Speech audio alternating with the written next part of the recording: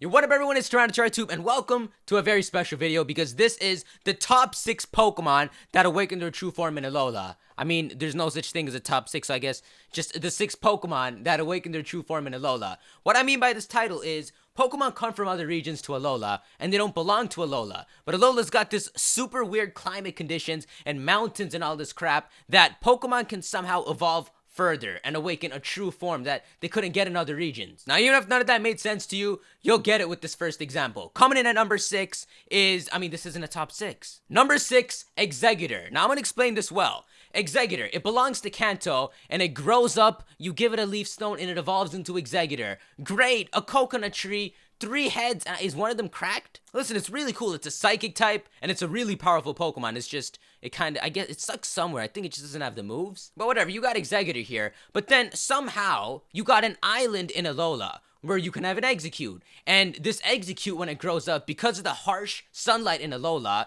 is gonna grow into, instead of a coconut tree, into a freaking palm tree. And not only that, this palm tree is further developed. It has a tail, this tail's got a face on it, and when you read the entries and the lore on Alolan Executor, you learn that when this thing grows up, one of its eggs fall off and turn into an Execute. That's how it freaking reproduces. It's a palm tree. Does that not make sense? It's probably like the one on its back. That's how Executor are meant to be. It's a restricted form in Kanto that they achieve, and they need more sunlight. So if you go to Alola, you get more sunlight, and you get this super tall, fully grown Executor. This is Executor's true form. I think even Pokemon themselves have said that this is Executor's true form somewhere on this site. Here's what it says on the official site. The environment of the Alola region, where strong sunlight pours down all year round, brought about this change in Executor's form. The people of Alola boast that the Alolan Executor is the true form of Executor. But yeah, what's going on? Why does Executor turn from a psychic type into a dragon type? If it's meant to be a dragon type, why was it a psychic type in the first place? Well, I got the answer. It is meant to have telepathic powers to communicate with its freaking egg friends. Executors are Pokemon meant to have telepathic powers, but it's not necessarily a psychic type. If you give it room to spread its wings, this doesn't have wings, but you let it spread its head and it turns into a dragon type. Just compare the two now. Executor in Kanto looks so squeezed down, and yes, I can say Executor in Kanto because in the beginning of the game, Hell calls your mouth Cantonian. So the official term is Cantonian. This is a Cantonian Executor. This is an Alolan Executor. But you'll see with later examples that it isn't enough to just call it Cantonian and Alolan because there's a lot that can happen for these form changes. It's not just about sunlight. Now, before I move on to number 5, I'm not making this up. I'm not just saying that these Alolan Pokemon are the true forms. There's actually evidence that these Pokemon should belong to Alola, and you'll see. So moving on to number 5 is Alolan Raichu. Now, I don't know why and how this makes sense, but in Kanto, you can just give a Pikachu a Thunderstone, and it evolves into this really Pikachu-looking like evolution known as Raichu.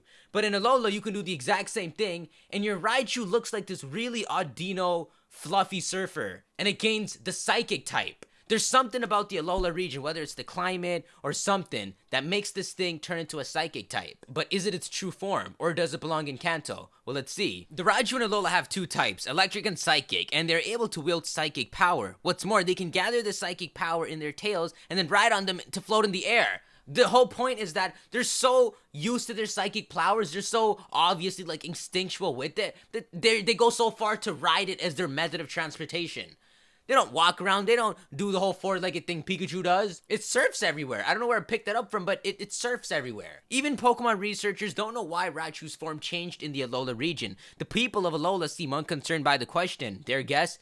Maybe they ate too many sweet and fluffy round pancakes. That's Pokemon's way of just brushing the question off. But there's something to this, because Raichu, like Pikachu and other Raichu, has these electric sacs on its cheeks, but rubbing them causes apparently a sweet aroma to be released. The mechanism behind this is not clear, but it's thought to be connected to the psychic power that Alolan Raichu possesses. The whole idea is Raichu is not only just mastered its electric power and it can still use it through the spots on its cheeks, but it's learned to become less dependent on it and now focus on its psychic power. And it's evident by the fact that it travels on the surfboard, like I was saying before. Its entire method of travel has changed. It's so fluent with using its psychic power. It's developed so much further just by existing in the Alola region. It lost a lot of potential in Kanto. It definitely deserved to come to Alola, and I would say that Alolan Raichu is its true form. Just look at it. It kind of sucks to say that this Raichu is kind of weak and inferior. It should be good in its own way, but look at the way those ears are. It's like unfolded. It's like meant to be folded and it's unfolded. I'm just getting the gist that this thing is meant to be Alolan. I mean, this thing is like meant for a mini game.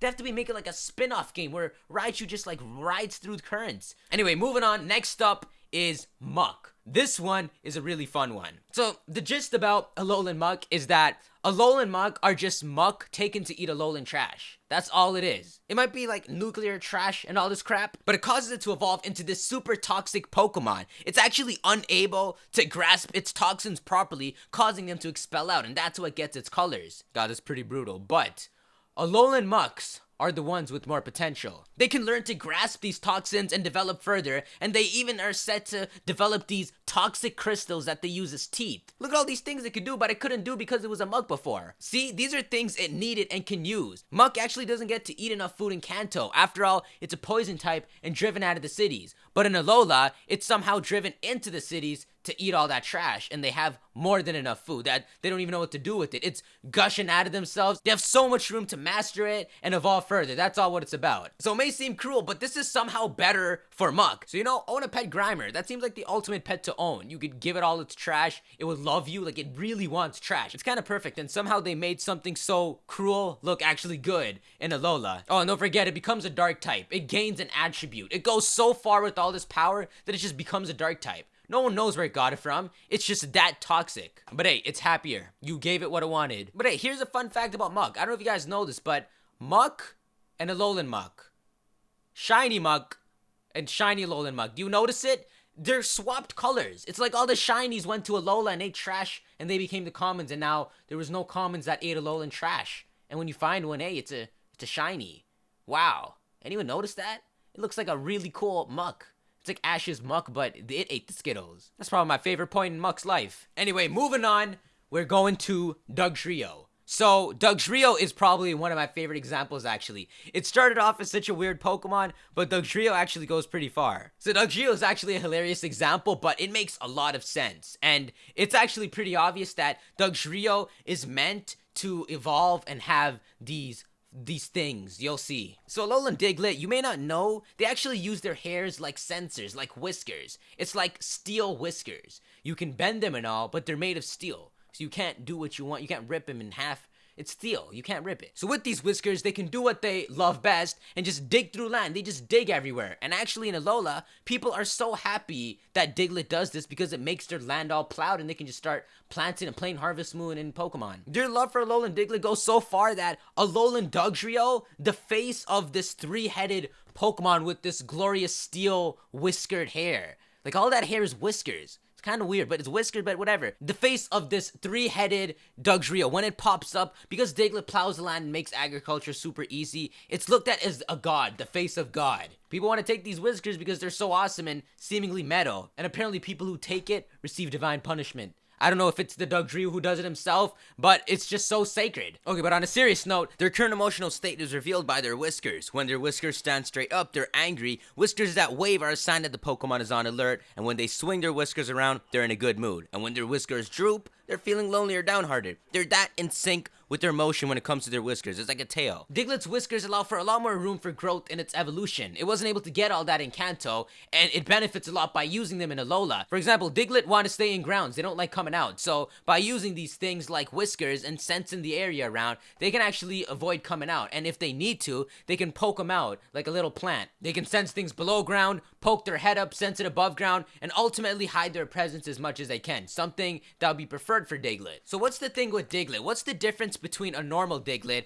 and why would I call this Alolan Diglett the true form of a Diglett? Well, so it's like this. They say a Diglett turned into an Alolan Diglett when Diglett had to start living in the mountain areas of Alola. And to survive from the magma and all that, they started to develop these furs that are made of steel, and they learn to sense when the magma is coming. And actually, people will use Diglett to see if there's like a coming volcanic eruption or something. If a bunch of Diglett are suddenly just leaving, they know something's going down because Diglett can sense it. That's the way it is. Diglett is meant to be able to sense its surroundings. It's a Pokemon that's meant to travel underground, not a Pokemon that lives outside in the air. And Alolan Dugtrio is just its true form, where it grows an entire triple head of whisker hair, like plastic hair. But you know, you may be wondering why these details matter, why it matters that Diglett were trying to live in volcanoes and stuff, but it's Pokemon trying to remain continuity. So check this out.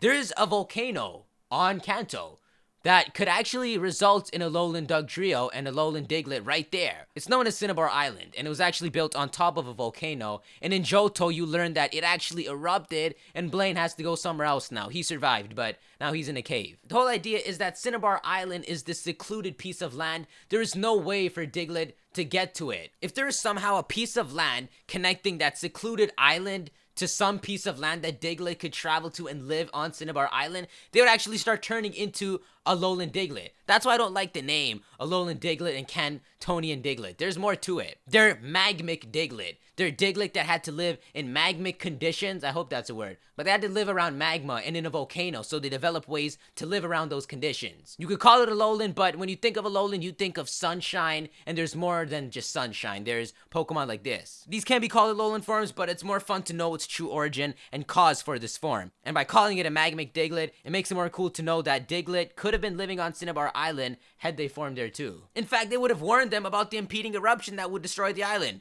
How interesting that a volcano existed in Kanto, but it was too cut off for a Diglett to ever form there. Perhaps they would have liked to.